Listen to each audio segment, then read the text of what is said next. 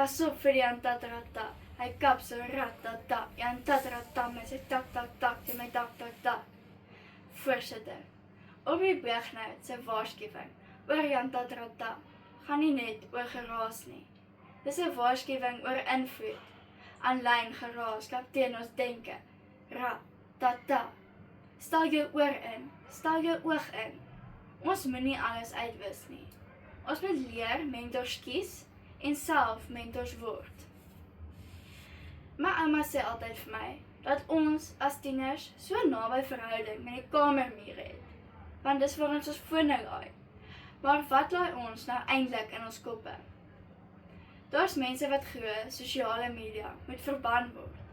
Ek stem nie saam nie. Ek glo ons moet leer kies.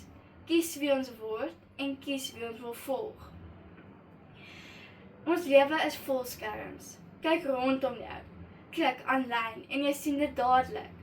Maar daar's 'n aanlyn persona en 'n ware persona. My standpunt is eenvoudig. Kies mentors, wees mentors. Ek stel my saak in 3 dele. Die kamera en karakter, woorde en waarheid en die moed om 'n mentor te wees. Ek val weg met eerste. Die kamera en karakter. Die kamera is geduldig. Aanlyn lyk alles perfek. Geen haar uitpak, vel, seepglad, alles net reg. Maar navorsing wys iets anders. Maar in die wetenskaplike joernaal Body Image, November 2023, skryf professor Jasmine Fordowi, sielkundige en liggaambeeldkenner van die Universiteit van New South Wales in Australië, in haar artikel Self-Editing and Filters, Association of Appearance and Dissatisfaction in Adults and Girls, dat filters en redigering so 'n onrealistiese beeld van voorkoms skep en verband hou met die ontevredenheid oor liggaamsbeeld. As jy net volgers gaan volg wat volmaak lyk, gaan jy begin glo dis normaal.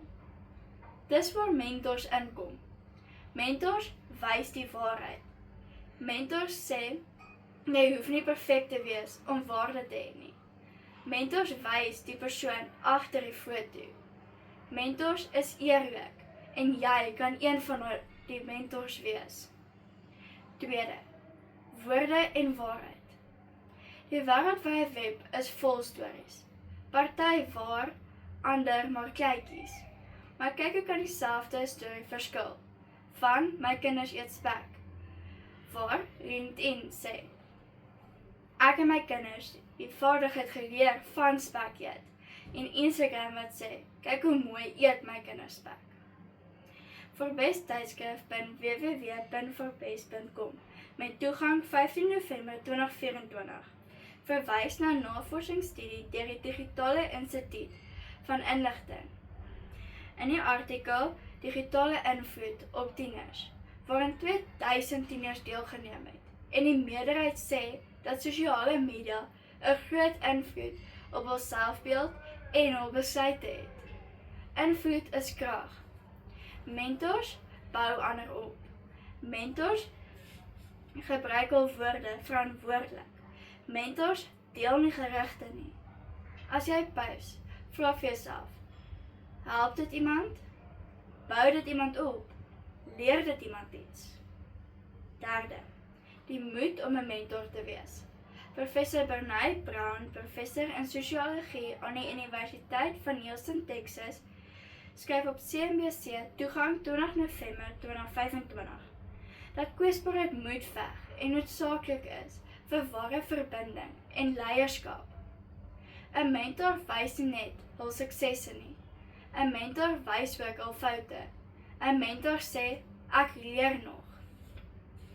As jy jou eie kwesbaarheid aanvaar, breek jy die druk om perfek te wees.